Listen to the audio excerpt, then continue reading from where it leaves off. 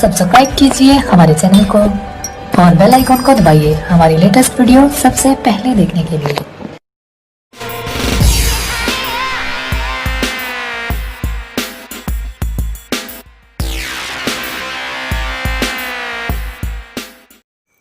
Shri Shahu Maharaj high school Bhokar, subject Science and Technology, class 9.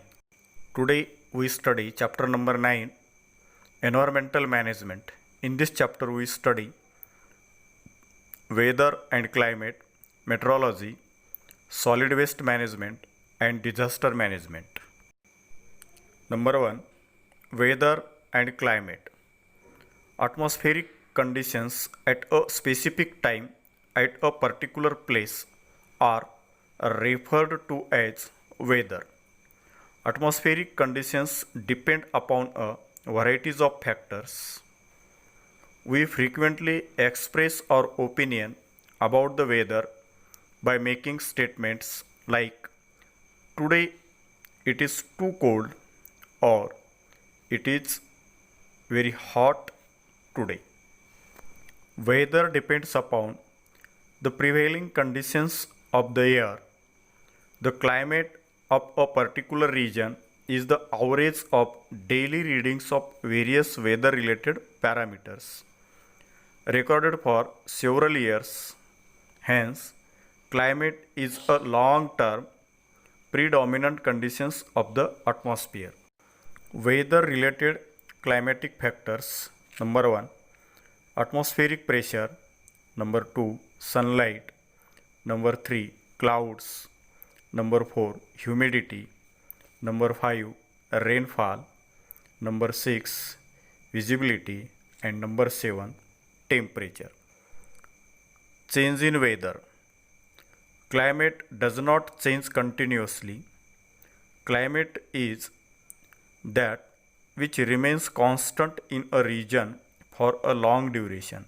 Thus, we see that weather is related to a specific location and specific time, whereas climate is related to a longer duration and larger area. Changes in the weather may occur for short periods of time, whereas changes in the climate takes place slowly over a much long duration. Climate plays a very important role in our day-to-day life. It influences our basic needs like food, clothing, and shelter, as well as our occupations. Climate is especially important for an agrarian country like India. Various climatic factors like direction and speed of wind, temperature, atmospheric pressure, these are considered during construction of runways, seaports, huge bridges, and sky. So long-term climatic conditions influence human lifestyle directly or indirectly. Land, water bodies, plants, and animals collectively form the natural environment on earth.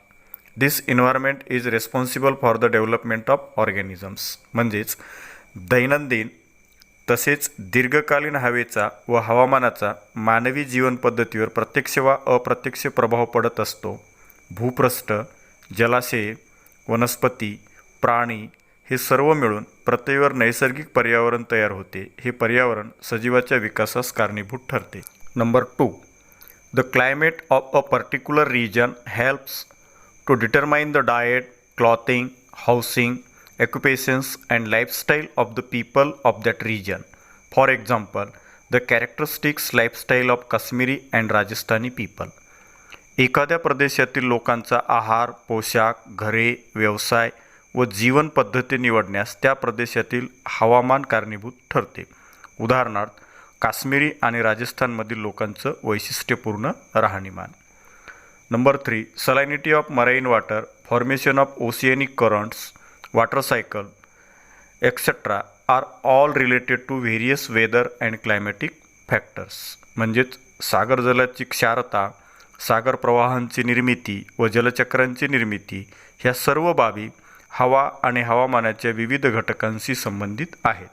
Number 4, various climatic factors bring about the weathering of rocks in the earth's crust, म्हणजे भूपृष्ठाच्या आच्छादनातील खडक विदारणाचे कार्य हवामानातील विविध घटक करत असतात.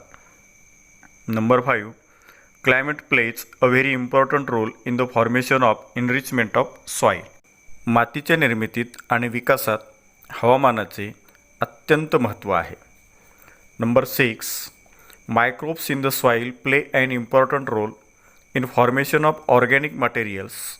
This process depends upon various climatic factors. Thus, it is very clear that the study of meteorology is very important from the viewpoint of human life. म्हणजे मातीत असणाऱ्या जीवाणूंचा सेंद्रिय द्रव्याच्या निर्मितीत अत्यंत महत्त्वाचा वाटा आहे. ही प्रक्रिया हवामानातील विविध घटकावर अवलंबून असते. अशा प्रकारे वरील अनेक बाबीवरून स्पष्ट होते की वातावरण व हवामानशास्त्राचा अभ्यास हा मानवी जीवनाच्या दृष्टिकोनातून अत्यंत महत्त्वाचा आहे. While ascertaining the climate of a particular region, a review of earlier studies of various aspects of climates is very important. Most countries in the world have established meteorology department for making and recording such observations. These departments have observatories which are equipped with modern instrument and technology. म्हणजे एखाद्या ठिकाणचे हवामान ठरवित असताना पूर्वी अभ्यासलेल्या हवामानाच्या विविध अंगांचा अभ्यास करावा लागतो. त्याचे निरीक्षण करून नोंद ठेवण्यासाठी जगातील जवळपास बहुतेक देशांनी हवामान खाते स्थापन केले असून त्यांना वेधशाळा असे म्हणतात. या वेधशाळा आधुनिक यंत्रसामुग्री व उपकरणाने सुसज्ज केलेले आहेत. If present climatic conditions are analysed with reference to the post climatic conditions, we can predict climatic changes of the future. However, as climate is the net result of a complex mixture of various atmospheric factors. Forecasting it is very complicated and difficult. Forecasting is easy for places where climatic changes are slow and of a limited nature. However, whether climatic changes are complex, interdependent and rapid, making forecast is very difficult. म्हणजे वर्तमानकालीन हवामानाच्या स्थितीचे गतकालीन हवामानाच्या संदर्भात विश्लेषण केल्यास भविष्यकालीन बदलांचा अंदाज येतो. पण हवामान म्हणजे वातावरणाच्या विविध घटकांचे संमिश्र स्वरूप असल्याने त्याबाबत अंदाज बांधणे फारच गुंतागुंतीचे असते. एखाद्या ठिकाणचे हवामान सावकाश व मर्यादित स्वरूपात बदलत असेल तर तेथील बदलांचा अंदाज करणे सोपे जाते. पण ज्या ठिकाणी हवामानात होणारे बदल गुंतागुंतीचे व परस्परावलंबी असतील आणि ते शीघ्र गतीने घडून येत असतील तर त्यांच्यातील बदलांचा अंदाज करणे अत्यंत कठीण असते. मेट्रोलॉजी, हवामानशास्त्र, the science that studied the inter relationship between the various components of air, natural cycles, geological moments of the earth and climate are known as meteorology. हवेतील विविध घटक, निसर्गचक्रे, पृथ्वीच्या भौगोलिक हालचाली व हवामान या सर्वांच्या परस्पर संबंधांचा अभ्यास व विश्लेषण करणारे शास्त्र म्हणजे हवामानशास्त्र. Metrology includes the study of storms, clouds, rainfall, thunder, lightning, etc. Depending upon the study of such factors, weather forecasts are made. They are useful to common people, farmers, fisheries, aviation services, water transport and various other organizations. यात हवामानविषयक वादळे, ढग, पर्जन्यवृष्टी, मेघगर्जना आणि विजांचा कडकडाट या व अशा अनेक घटकांचा अभ्यास केला जातो. यावरून भविष्यातील हवामानाबद्दल अंदाज व्यक्त केले जातात. याचा उपयोग सर्वसामान्य जनता, शेतकरी, मासेमारी व्यवसाय करणारे लोक, विमानसेवा, जलवाहतूक आणि विविध संस्थांना होत असते. इंडियन मेट्रोलॉजिकल डिपार्टमेंट, भारतीय हवामान खाते. The Indian Meteorological Department was founded by the British in 1875 at Simla. Its head office is at Pune and its regional office are at Mumbai, Kolkata, Chennai, Nagpur and Delhi. Maps are prepared every day which indicate the daily predictions about the weather. Such maps are prepared and published twice in every 24 hours. In this institute, research goes on continuously on various aspects like instruments for climatic readings, predictions about climate made using radar, predictions about climate related to seismology, predictions regarding rainfall by satellites or air pollution. The India Meteorological Department provides important information regarding weather and climatic conditions to other departments like aviation, shipping, agriculture, irrigation, and marine oil exploration, production, etc. Predictions regarding calamities like dust storm, sandstorms, heavy rainfall, hot and cold waves, tsunami, etc. are communicated to various departments, all types of mass communication media and all citizens. For this purpose, India has launched several satellites equipped with high-class technology. Observatories at several locations are doing excellent work in the analysis of the information received from this satellite. Monsoon model and climate predictions म्हणजे मान्सूनचे प्रारूप व हवामानाचा अंदाज. The tradition of forecasting the monsoon season in India is older than 100 years. After the famine of 1877, H.F. Blandford, the founder of IMD, means Indian Meteorological Department, had made such a predictions for the first time, taking the snowfall in the Himalayas as a parameter for these predictions. In the decade of the 1930s, the then director of IMD, Sir Gilbert Walker, had underlined the relationship between various worldwide climatic factors and the Indian monsoon, and based on available observations and previous recording related to the relationship, he put forth a hypothesis regarding the nature of the monsoon. With the initiative of Dr. Vasantrao Gowarikar in the decade of the 1990s, a monsoon model based upon 16 worldwide climatic parameters was developed. This model was in use from 1990 to 2002. अर्थात भारतातील monsoon संबंधी हंगामातील अंदाज वर्तवण्याची परंपरा 100 वर्षापेक्षाही जुनी असून सन 1877मध्ये पडलेल्या दुष्काळानंतर IMDचे संस्थापक H.F. ब्लेनफोर्ड यांनी 1884मध्ये हिमालयातील बर्फवृष्टी हा घटक गृहीत धरून सर्वप्रथम असा अंदाज वर्तवला की 1930च्या दशकात IMDचे तत्कालीन संचालक सर गिल्बर्ट वाकर यांनी जगभरातील विविध हवामानशास्त्रीय घटक व येथील मान्सूनचा संबंध अधोरेखित करून त्यांच्या उपलब्ध निरीक्षणांच्या आणि पूर्वीच्या नोंदीच्या आधारे येणारा मान्सून कसा असेल याचे गृहीतक मांडले.